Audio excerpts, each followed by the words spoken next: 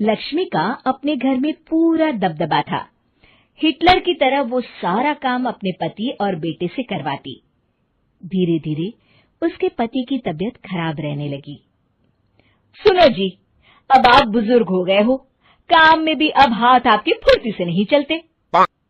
अरे भाग्यवान, भगवान से डर।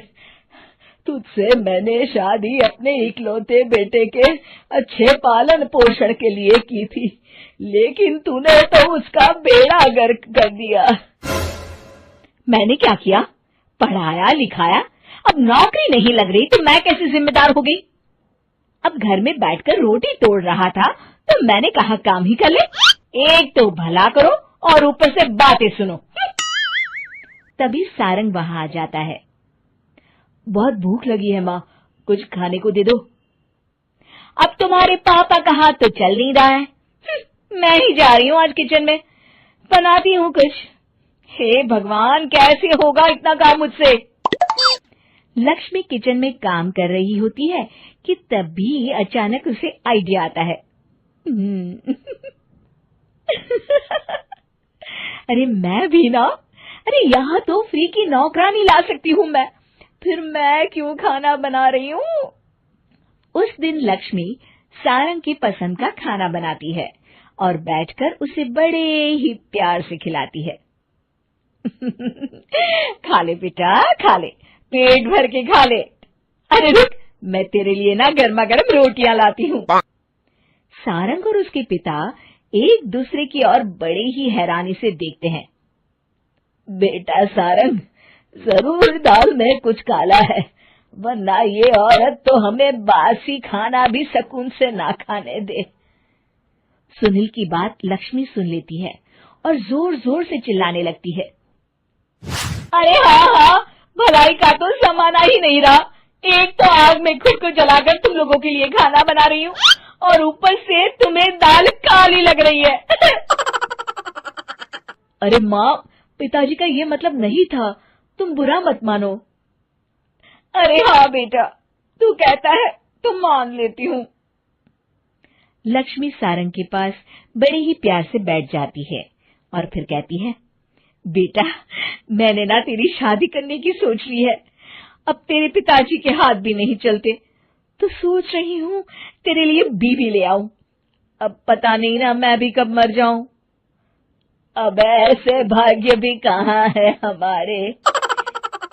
क्या कहा? अरे हाँ, तुम तो चाहते ही हो कि मैं मर जाऊं, लेकिन मैं अपनी प्यारी बहू का चेहरा देखे बिना नहीं मरूंगी। हाँ माँ, शादी तो मैं कर लूं, लेकिन मैं नौकरी नहीं करता, फिर कोई क्यों देगा मुझे अपनी बेटी? अरे क्यों नहीं देगा बेटी? इतना बड़ा घर, खेल खलियान है, किस चीज की कमी है हमारे पास? जो आएगी राज करेगी, राज।